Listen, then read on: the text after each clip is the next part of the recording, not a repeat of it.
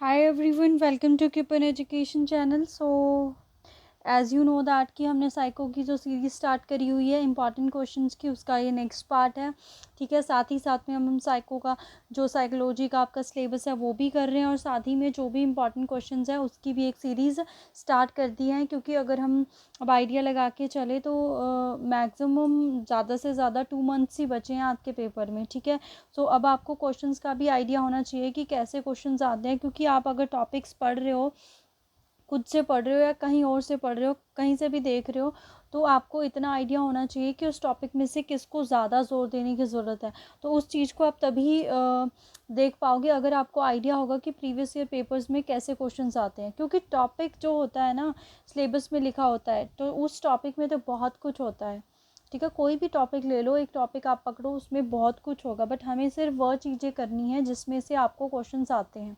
ठीक है, बिकॉज आप पढ़ लोगे फिर आप बोलोगे कि मैंने पढ़ा था और पेपर भी क्लियर नहीं हुआ, तो उसका मतलब ये होगा कि आपने पढ़ा था बट आपने राइट वे में नहीं पढ़ा था। तो उसके लिए आपको आइडिया होना चाहिए कैसे क्वेश्चंस आते हैं।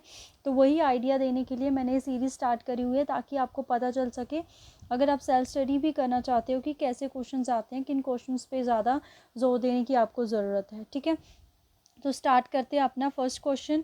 यहाँ पे फर्स्ट क्वेश्चन दे रखा है, relatively permanent change in behaviour due to practice और एक्सपीरियंस इज, अभ्यास और अनुभव द्वारा व्यवहार में अपेक्षाकृत स्थायी परिवर्तन क्या है? तो इट इज़ योर लर्निंग। ठीक है, अभी जो जून में पेपर हुआ था उसके ऊपर भी उसमें ये पूछा हुआ था कि लर्निंग जो है वो क्या है। परमानेंट चेंज है, रिलेटिवली परमानेंट चेंज है, तो और ऑप्शन थे, तो it is a relatively permanent change. तो देखो दोनों तरह से क्वेश्चन फ्रेम हो सकता है। तो लर्निंग थ्योरीज हमने कर ली है, वहाँ पे हमने ये डिस्कस करा था कि जो लर्निंग होती है it is a relatively permanent change. ठीक है, नेक्स्ट अब हम देखते हैं for the slow learners most effective one is, for slow learner most effective ones कौन सा मेथड बेस्ट है? धीमी अधिगम गति बालकों के लिए सर्वाधिक प्रभावी कौन सा है? अगर हम बात करें it is audio visual method, क्योंकि वो स्लो लर्नर है, तो कोई चीज़ें अगर उनके सामने हम प्रेजेंट करें तो उसको वो ज़्यादा जल्दी सीखेंगे as compare to lecture method, discussion method. ठीक है, सो नेक्स्ट क्वेश्चन है, boy is born dash of a chromosome are a pair. तो जब भी बॉयज़ जो बोर्न होता है तो वो क्रोमोजोम पेयर बनता है एक्स वाई। ठीक है, कौन सा क्रोमोजोम पेयर बनता है? X Y. अगर हम गर्ल की बात करें तो गर्ल के टाइम में बनता है एक्स एक्स, तो यहाँ से राइट आंसर होगा एक्स वाई। तो आपने देखा होगा कि हेरिडिटी के ऊपर भी आपको क्वेश्चन फ्रेम होते हैं, आनुवांशिकताओं के ऊपर, तो वो भी इम्पॉर्टेंट है आपके पास, तो उसको भी आपने देखना है। ठीक है, नेक्स्ट क्वेश्चन है, development process mainly govern by heredity is, कि मुख्य आनुवांशिकता द्वारा निर्धारित विकास प्रक्रिया कौन है? तो ये जो हेरिडिटी है, मतलब वो कौन सी जो हमारे पास डेवलपमेंट का एक फेस है उसको इफेक्ट करती है? तो वो है हमारे पास मैचुरेशन। ठीक है, जिसको हम क्या बोलते हैं? परिपक्वता।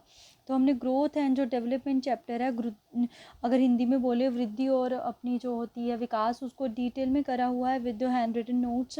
तो आप चैनल में विजिट करके देख सकते हो। तो हर एक टॉपिक, काफ़ी सारे टॉपिक ऑलमोस्ट आप लगा के चलो, आपका 70% जो सिलेबस है वो मैंने कंप्लीट करवा दिया है चैनल पे। ठीक है, 30% बचा है, तो ट्राई करूँगी ऑक्ट मिड तक आपका ख़त्म हो जाए सिलेबस। तो सिलेबस ख़त्म हो गया उसके बाद 1 मंथ आपके पास रिविज़न के लिए बचेगा, तो आराम से आप रिविज़न कर सकते हो। ठीक है, नेक्स्ट क्वेश्चन है Erikson, very very important theory है। एरिक्सन कौन सी थ्योरी दी थी? साथ ही साथ इसको पढ़ते जाया करो कि कौन सी थ्योरी दी थी। तो इन्होंने दी थी साइको, याद है आपको किसके ऊपर थ्योरी दी थी? इन्होंने साइको सोशल के ऊपर, मनो सामाजिक थ्योरी दी थी इन्होंने, जिसके ऊपर इन्होंने 8 स्टेजेस की बात करी हुई है। टोटल कितनी स्टेजेस है इसकी? 8 स्टेजेस है। कैसे लर्न करा हुआ है? तो अगर किसने थ्योरी लेक्चर दिया होगा तो उसको याद होगा, ऐसे लर्न करा हुआ है हमने, TI3IGE करके हमने इनको लर्न करा हुआ है।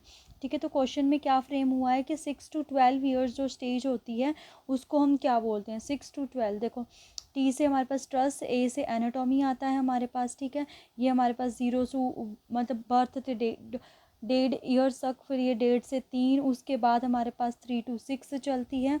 3 to 6 चलती है हमारे पास कौन सी? अगर हम देखें तो वो है हमारे पास ये वाली, इनिशिएटिव वर्सेस में गिल्ट। उसके बाद हमारे पास आती है 6 to 12 ईयर जो इंडस्ट्री वर्सेस इंफीरियरिटी, जिसको बोलते हैं परिश्रम बनाम में हीनता। ठीक है, क्वेश्चन नंबर ए इसका क्या होगा? Option A is the right answer. ठीक है, नेक्स्ट क्वेश्चन देखते हैं। तो नेक्स्ट क्वेश्चन है हमारे पास, ये तो हमने देख लिया। नेक्स्ट क्वेश्चन है हमारे पास, id, ego, super ego are a parts of structure. देखो यहाँ पे तो इसने पूछा ईद, अहम व पराहम किस संरचना के भाग है। तो अगर आपको ये क्वेश्चन आता है ना, तो साथ ही साथ में आप रिवीजन करते रहा करो कि ईद, ईगो, सुपर ईगो, ये थ्योरी कौन सी थ्योरी है, ये हमारे पास कौन सी थ्योरी है, साइको एनालिटिकल। ठीक है, साइको एनालिटिकल, हिंदी में बात करें मनोविश्लेषणवाद। ठीक है, मनोविश्लेषणवाद की थ्योरी है हमारे पास, किसने दी थी, तो ये दी थी हमारे पास सिगमंड फ्रॉइड ने। ठीक है, किसने दी थी, सिगमंड फ्रॉइड ने। तो सिगमंड फ्रॉइड को ही मनोविश्लेषणवाद के जनक भी बोला जाता है। ठीक है, सिगमंड फ्रॉइड ने एक और थ्योरी दी थी साइको सेक्सुअल के बारे में, जिसमें ओरल, एनल, ठीक है, हमारे पास जेनिटल, इन स्टेजेस के बारे में बात की गई थी। तो ऐसे करोगे, ऐसे आपके लिए बहुत अच्छा रहेगा, साथ ही साथ सारी चीज़ें जो है रिवाइज होती रहेंगी। तो इस क्वेश्चन में क्या पूछा उन्होंने, इस क्वेश्चन में पूछा हुआ है कि जो इड, ईगो, सुपर ईगो है वो किस चीज़ के पार्ट है, कौन से संरचना के भाग है, माइंड के, कॉन्शियसनेस के, डिफेंस मैकेनिज्म के। देखो यहाँ पे कॉन्शियसनेस दे रखा है, तो इससे बच्चे को ये लगेगा कि इड, ईगो में हमने कॉन्शियसनेस पढ़ा है, तो ये टिक कर देगा, जो कि क्या हो जाएगा, गलत। तो ये हमारे पास पर्सनैलिटी के है। ठीक है, हमारी पर्सनैलिटी कैसी है, उसके क्या है, उसके एक पार्ट है एक तरह से। ठीक है, नोट कॉन्शियस, वो तो माइंड का पार्ट हुआ, और जो ये थ्योरी है एक्चुअल में बच्चे की पर्सनैलिटी कैसे उस चीज़ के बारे में बताती है, एरिक एरिक्सन की, और ये जो दोनों थ्योरी है ये हमारे पास पर्सनैलिटी थ्योरी है। ठीक है, नेक्स्ट हमारे पास है relatively permanent evaluation of an object. किसी वस्तु का अपेक्षाकृत स्थायी मूल्यांकन क्या है। ठीक है, तो वो हमारे पास है एटीट्यूड, क्या बोलते हैं उसको, अभिवृत्ति। ठीक है, नेक्स्ट क्वेश्चन है plateau in a learning curve indicates that. तो लर्निंग कर्व के बारे में आगे हम करेंगे, अभी इसके बारे में हमने नहीं करा है। अधिगम वक्र में प्रठार जो है, प्लेच्यू है, वो क्या दर्शाता है, तो आप दिखा दो, लिटिल और नो इम्प्रूवमेंट, शून्य तथा मतलब कोई भी सुधार नहीं हुआ है, जो लर्निंग कर्व इंडिकेट करती है उसमें प्लेच्यू जो होता है। नेक्स्ट है in an experiment effect of A practice on A learning will be, कि अभ्यास के अधिगम पर प्रभाव के एक प्रयोग में अधिगम होता है, तो कैसा अधिगम होता है, तो हम उसको बोलेंगे डिपेंडेंट वेरिएबल। ठीक है, in an experiment effect of A practice on a learning will be, तो वो कैसी होगी, डिपेंडेंट वेरिएबल, दैट इज परतंत्र चर। नेक्स्ट क्वेश्चन है the knowledge that child gets from school can be called dash memory. बालक द्वारा विद्यालय में प्राप्त करने वाले ज्ञान को डैश स्मृति कहा जाता है, तो it is a semantic memory. बहुत ही इंपॉर्टेंट टॉपिक है आपका ये मेमोरी। अब रिसेंटली पेपर में इसके ऊपर बहुत कुछ देखने को मिल रहा है, मेमोरी या फिर हिंदी में बोले हम स्मृति। ठीक है, तो आने वाले लेक्चर्स में हम इसके ऊपर डिटेल में वीडियो बनाने वाले हैं, कैसे कैसे क्या होती है मेमोरी, कहाँ पे कौन सी स्टोर होती है, क्या क्या टाइप्स हैं। ठीक है, मेथड्स कौन कौन से हैं, इसके ऊपर हम डिटेल में वीडियो बनाने वाले हैं। ठीक है, जल्दी हम इसके ऊपर देखेंगे, वेरी वेरी इंपॉर्टेंट ये टॉपिक है आपके पास। ठीक है, नेक्स्ट हमारे पास आता है क्वेश्चन, देखते हैं नेक्स्ट, बंडूरा। ठीक है, एल्बर्ट बंडूरा, तो हमारे पास किसके, सोशलाइजेशन के, ठीक है, समाजीकरण के फादर हैं ये एल्बर्ट बंडूरा। तो Bandura believed learning to be a function on, तो इन्होंने एक बोबोडोल अपना एक्सपेरिमेंट दिया था। ठीक है, bobo doll experiment, B for Bandura, B for अपना बोबोडोल एक्सपेरिमेंट। तो उसमें इन्होंने 3 एस्पेक्ट्स की बात करी थी, इमिटेशन। ठीक है, तो इसका जो राइट आंसर है वो है अनुकरण करना। नेक्स्ट है which psychologist gave the concept of a mental age. तो अगर आपने मेरी वीडियो देखी होगी रिसेंटली जो हमने टॉपिक करा है, उसमें मैंने बताया था ये मेंटल एज का जो कॉन्सेप्ट है वो किसने दिया था, वो दिया था बायनेट ने। और क्या दिया है बायनेट ने, फर्स्ट आईक्यू टेस्ट जो है वो भी किसने दिया है, बायनेट ने दिया है। ठीक है, उसके बाद विलियम स्टर्न, अगर ये स्टर्न की बात करें तो स्टर्न ने हमारे पास क्या दिया था, जो अगर हम बात करें कि जो आईक्यू जो टर्म है ना, टर्म उसको जो है सबसे पहले विलियम स्टर्न ने बताया था। और एक गर्लफ्रेंड है, जो गर्लफ्रेंड ने क्या दी थी हमारे पास, थ्योरी दी थी, कौन सी, structure of intelligence, 3D model है जो। ठीक है, इंटेलिजेंस की थ्योरी दी थी। तो ये इंटेलिजेंस जो चैप्टर है हमने डिटेल में कर लिया है, इसकी कौन कौन सी थ्योरी है। तो चैनल में विजिट करके आप देख सकते हो कि कौन कौन से टॉपिक, मतलब ये इंटेलिजेंस टॉपिक विद मतलब कि हैंड रिटन नोट्स हमने प्रोवाइड करवाया है, जहाँ जहाँ से भी आपको जो भी क्वेश्चंस फ्रेम हुए सारी चीज़ें करवाई हैं। डिफरेंट टाइप्स के टेस्ट जो हैं, verbal test, non verbal, group test, individual test, पूरा हमने डिस्कस करा है। तो चैनल में विज़िट करके आप देख सकते हैं। एक और बात कि जब भी आपके सामने साइकोलॉजी, स्पेशली साइकोलॉजी का क्वेश्चन फ्रेम होता है ना, तो जो ऑप्शंस है ना उनसे रिलेटेड भी अगर आपको कुछ ना कुछ पता है ना, तो वो भी आंसर करा करो। इससे क्या होगा, आपकी जो ब्रेन है ना वो चैनलाइज्ड होता है, चैनलाइज्ड होगा तो आपको चीज़ें जो हैं ज़्यादा याद रहती हैं। ठीक है, साइकोलॉजी क्या है, एक तरह से क्रैमिंग वाला पार्ट है, वो आपको याद करना है। और एक साइकोलॉजी एक फैक्टर ऐसा है, मतलब एक ऐसा सब्जेक्ट है जो आपका पेपर क्लियर करवाएगा या नहीं करवाएगा, उसके बीच का एक दरिया है। सब्जेक्ट में आप बहुत अच्छे हो, मतलब मैं अपनी पर्सनल एक्सपीरियंस से बताऊं, जब मैंने फ़र्स्ट टाइम टैट दिया था तो उसमें मैंने साइकोलॉजी बिल्कुल भी नहीं पढ़ी थी। मैंने सोचा था मैंने बीएड में पढ़ी है, छोड़ देते हैं। मैं अपना सब्जेक्ट पढ़ के गई थी और जीके को पढ़ा था। मैंने बहुत हाई लेवल की जीके पढ़ ली थी, एचएस लेवल की। बट पेपर में वैसे कोई जीके मिली ही नहीं मेरे को देखने को। और मतलब मैंने बस ऐसे अटेम्प्ट किया माता रानी का नाम लेके कि हाँ हमारे पास जीके में, तो मेरा कोई क्वेश्चन वैसे मैं तुक्के में बहुत ही ज़्यादा वो हूँ, क्या बोलते हैं उसको, मतलब इतना नहीं चलता है, तो गलत ही थे ऑलमोस्ट मेरे क्वेश्चन। मेरे 89 मार्क्स बने थे, वो 89 मार्क्स मेरा सब्जेक्टिव जो पार्ट था, मैथ्स, केमिस्ट्री और अपना फिज़िक्स, उसी में से बने थे। साइकोलॉजी में भी मैंने लगाए थे बट उसका कोई फ़ायदा नहीं हुआ मेरे पास। ठीक है, सो इसके बाद मैंने सेकंड में सोच लिया था कि मैं साइकोलॉजी पढ़ के जाऊंगी, और मैंने साइकोलॉजी पढ़ी। तो 121 के आसपास क्या मतलब 121 ही मेरे मार्क्स बने थे। तो साइकोलॉजी एक ऐसा फैक्टर है जो आपके मार्क्स बहुत आगे लेके जाएगा, क्योंकि इसमें बहुत ऐसे टॉपिक है उनको अगर आप पढ़ रहे हो वहाँ से क्वेश्चन पक्का आएगा ही आएगा आपको देखने को। ठीक है, तो इसीलिए क्रैमिंग वाला पार्ट है, तो जो भी ऑप्शन भी देखने को मिलती है उसको भी साथ ही साथ में करा करो। नेक्स्ट है हमारे पास number of subscale in Wechsler intelligence scale of the children. तो सबसे पहले ये बात आती है कि जो वेशलर है ये इन्होंने कौन सा टेस्ट दिया था, इंटेलिजेंस टेस्ट दिया है। तो ये जो चिल्ड्रन वाला है कौन से एज ग्रुप के लिए दिया था, तो अगर हम बात करें ये 6 to 12 ईयर्स के जो बच्चे थे उनके लिए दिया था। ठीक है, ओके, ये वर्बल है या नॉन वर्बल है, तो इनका जो टेस्ट होता है ये मिक्स्ड होता है। वर्बल और नॉन वर्बल, हिंदी में बात करें शाब्दिक और अशाब्दिक, है ना, तो ये मिक्स्ड है, वर्बल भी है और नॉन वर्बल भी है। उसके बाद बात आती है कि ये ग्रुप में था या फिर इंडिविजुअल, वो भी मतलब मोस्टली इन्होंने ग्रुप में ही टेस्ट दिए थे। तो इसमें इन्होंने जब ये टेस्ट बनाया था तो इसमें सब स्केल भी बनाए थे। तो कितने सब स्केल बनाए हैं इन्होंने, 11 सब स्केल बनाए हैं। थ्योरी लेक्चर में हमने डिटेल में इनको डिस्कस करा है, वहाँ से आप देख सकते हो। मोस्टली इन्होंने 3 टाइप के टेस्ट दिए थे, VAS, ये एडल्ट वाला था, ये चिल्ड्रन वाला था, और एक ये था VPPSI करके, ये हमारे पास प्राइमरी प्री स्कूल है ना, pre school primary scale of the intelligence दिया था। ये 3 तरह के स्केल दिए थे, थ्योरी लेक्चर में आप देख सकते हो। ठीक है, नेक्स्ट है creative thinking stage during which individual keeps on working on the problem at conscious and unconscious level is known as a सृजनात्मक चिंतन की अवस्था, जिसमें व्यक्ति चेतन और अचेतन स्तरों पर समस्या सुलझाने को प्रयासरत रहता है। तो उसको हम क्या बोलते हैं, इंक्यूबेशन या फिर उद्भवन। ठीक है, क्रिएटिव थिंकिंग के बारे में करते हुए आपके दिमाग में हाँ, क्रिएटिव थिंकिंग वही हो गया, सृजनात्मक चिंतन, तो इसमें इंक्यूबेशन आएगा इसका राइट आंसर। नेक्स्ट है ego operate on the principle of, ego हमारे पास अहम, तो अहम किसके ऊपर, प्लेजर प्रिंसिपल के ऊपर, मतलब इसको कोई फ़र्क नहीं पड़ रहा है कोई जिए मरे, बस मेरा जो काम है वो होना चाहिए, तो सुख। ईगो हमारे पास किसके ऊपर काम करता है, ईगो होता है। ठीक है, अगर हम बात करें ईगो है हमारे पास, नहीं नहीं नहीं नहीं, मैंने आपको गलत बता दिया है ना। इड होता है हमारे पास, सॉरी, इड होता है, ईगो होता है, फिर आता है आपका सुपर ईगो। ठीक है, इड है, उसके बाद सुपर ईगो। इड इड होता है वो जिसको कोई फ़र्क नहीं पड़ता है, कोई भी चाहे उसके सामने कोई भी मर रहा हो कुछ भी, तो वो प्लेजर के ऊपर काम करता है, जिसको हिंदी में बोलते हैं सुख। ठीक है, और जो सुपर ईगो है ये हमारे पास मोरालिटी के ऊपर काम करती है। ठीक है, मोरालिटी हम बोलें नैतिकता के ऊपर काम करती है, कि मतलब कि ये अपना इसके लिए भी सेम वही चीज़ है कि अपनी मतलब सामने इसके बंदा मर रहा है पर इसको झूठ बोलना पड़ेगा तो ये झूठ नहीं बोलेगा, तो वो नैतिकता।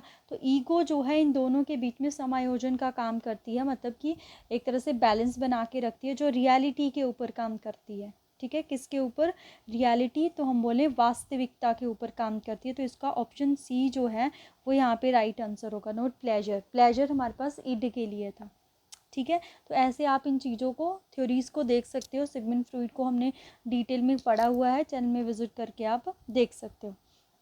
अब नेक्स्ट क्वेश्चन देखते हैं। नेक्स्ट क्वेश्चन है हमारे पास, which one is a group test of intelligence. देखो ये आ गया ग्रुप टेस्ट ऑफ इंटेलिजेंस। तो ग्रुप टेस्ट इंटेलिजेंस से हमने डिटेल में लास्ट वीडियो में जो थ्योरी में करी थी वहाँ पे करा था। तो स्टैनफोर्ड अगर बायनेट की टेस्ट करी, हमारे पास इंडिविजुअल टेस्ट है, ठीक है।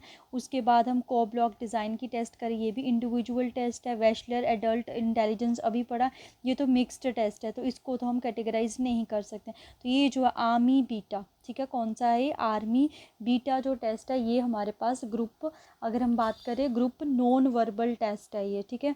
ग्रुप मतलब सामूहिक और शाब्दिक परीक्षण है ये हमारे पास आर्मी बीटा टेस्ट, ठीक है। वेरी वेरी इंपॉर्टेंट है। आर्मी बीटा हो गया, आर्मी अल्फा होगा, CM भाटिया ने बैटरी टेस्ट दिया है, ये वेशलर वाला हो गया। इनके ऊपर क्वेश्चन बहुत आते हैं HP टेट वाले पेपर में। अभी जो जून में पेपर हुए हैं तब भी वहाँ पे भी क्वेश्चन आए हैं, तो हमने इनको डिटेल में पढ़ लिया है टेस्ट को, तो आप विजिट कर सकते हो चैनल पे, ठीक है।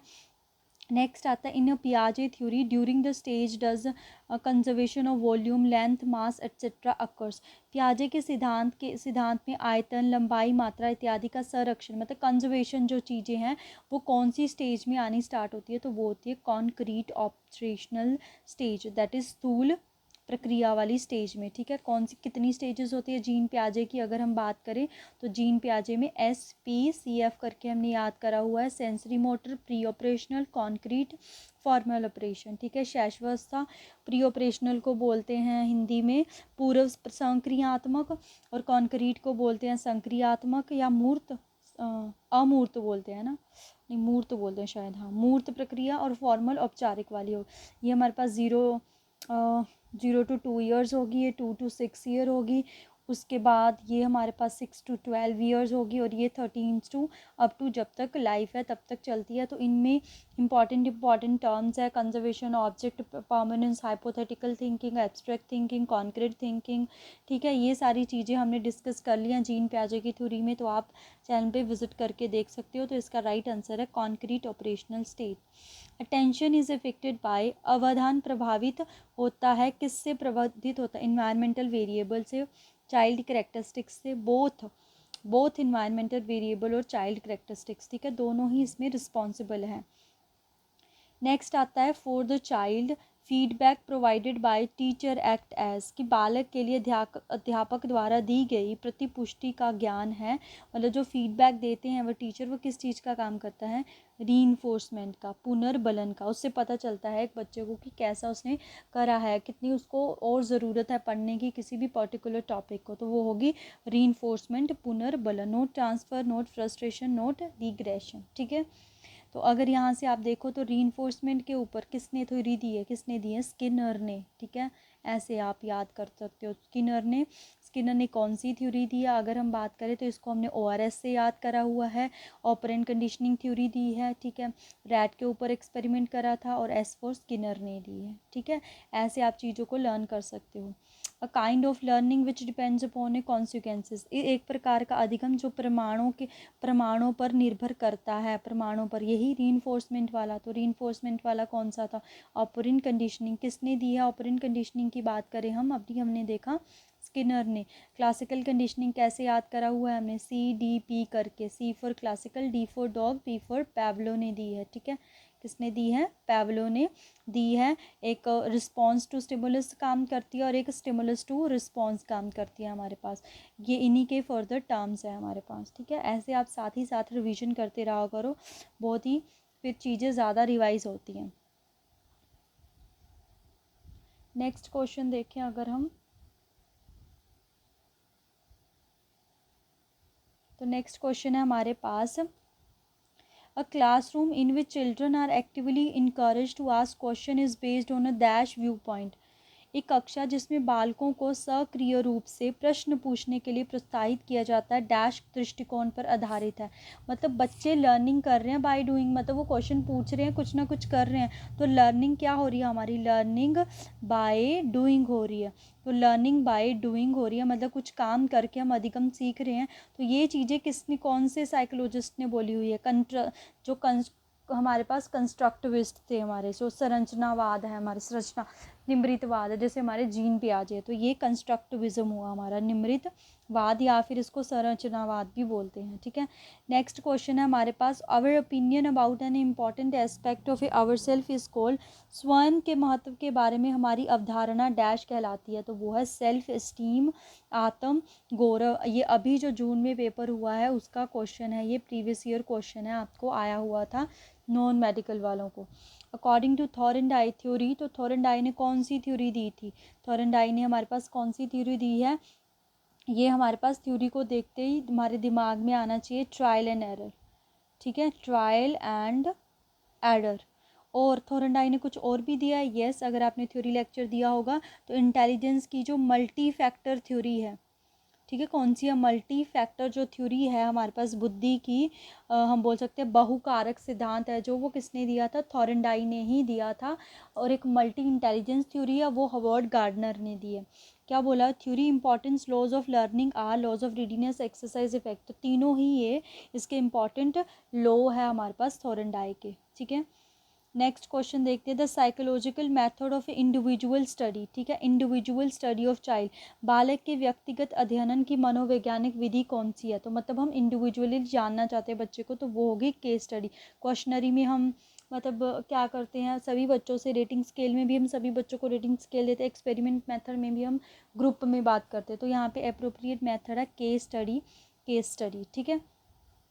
Next, development is a process of, विकास एक कौन सी प्रक्रिया है, तो विकास इज़ निरंतर, कॉन्टीन्यूअस प्रोसेस है हमारे पास, ठीक है। तो अगर डेवलपमेंट को आप देखना चाहो थोड़ा सा, इसमें हम थोड़ा सा रिवाइज कर ले अगर चीज़ों को, तो डेवलपमेंट क्या बोला उसने, इज़ अ कॉन्टीन्यूअस प्रोसेस, ठीक है, सतत चलने वाली प्रक्रिया है, ये वर्म टू टॉम, ठीक है, अगर आपको याद होगा थ्योरी लेक्चर में हमने पढ़ा था, वर्म टू टॉम मतलब कि गर्भ से कब्र तक, हिंदी में ऐसे बोलते हैं, मतलब कॉन्टीन्यूस प्रोसेस है, और मतलब जो कंसेप्शन हो जाता है, बच्चा कंसीव हो जाता है, वहीं से हमारी डेवलपमेंट होनी स्टार्ट हो जाती है। डेवलपमेंट क्वांटिटेटिव भी है हमारे पास, क्वालिटेटिव है, मात्रात्मक भी है और परिणात्मक भी है, ठीक है। तो ये छोटी छोटी चीज़ें हैं डेवलपमेंट के बारे में, ये मैंने यहाँ पे आपको बता दी। तो कॉन्टीन्यूस है, वॉर्म टू टॉम चलने वाला प्रोसेस है हमारे पास, ठीक है। लास्ट के कुछ क्वेश्चन देखते हैं अब हम अपने। Next is the child learns to have control over her emotions through games. Out of the following development, which one is most appropriate? ठीक है, खेल के माध्यम से बालक अपने संवेगों पर, संवेगों मतलब इमोशंस पे कंट्रोल करता है, नियंत्रण करना सीखता है, ये कौन सा, इसमें कौन सा वो है, इमोशनली है वो, संवेगात्मक विकास, ठीक है, इमोशनल, सोशल में है वो, सोसाइटी से सीख रहा है, फिजिकली बॉडी में क्या क्या चेंजेस आ रहे हैं, ठीक है। नेक्स्ट है, how will you behave with the student escaping from the class, कक्षा में पलायन करने वाले विद्यार्थियों के प्रति आपका व्यवहार कैसा होगा, दमनात्मक, प्रश्नात्मक, सहानुभूतिपूर्वक, एडमायरिंग और सिंपैथेटिक तो होगा नहीं, सुप्रेसिव भी नहीं होना चाहिए, डायग्नोस्टिक कि कैसे आप उसको डायग्नोस करना चाहिए कि क्यों है उसका बिहेवियर ऐसा क्यों है, ठीक है। तो उसके डिफरेंट मेथड्स को, उसके ऊपर अप्रोचेस को लगाना चाहिए ताकि वो ये जो बिहेवियर है वो शो ना करे। नेक्स्ट क्वेश्चन है, the characteristics of learning are, कि लर्निंग की जो करेक्टरिस्टिक्स है वो क्या है, यूनिवर्सल और कॉन्टिन्यूटी, तो वो दोनों ही है, सार्वभौमिकता और निरंतरता, यानी कि ए एंड बी बोथ इसका राइट आंसर होगा। नेक्स्ट है हमारे पास, who establish the first psychological lab, तो ये हमने बहुत ही बार डिस्कस करा है, किसने करी थी, वंडेड ने। अगर पूछे कहाँ पे करी थी तो जर्मनी में करी थी, विलियम वंडेड ने जर्मनी में, कौन सी जगह में, लिप्जिग जगह पड़ती है एक, वहाँ पे करी थी, ठीक है। अगर इंडिया में बात करें तो इंडिया में कहाँ पे हुई थी first psychological lab, Calcutta university में, ठीक है।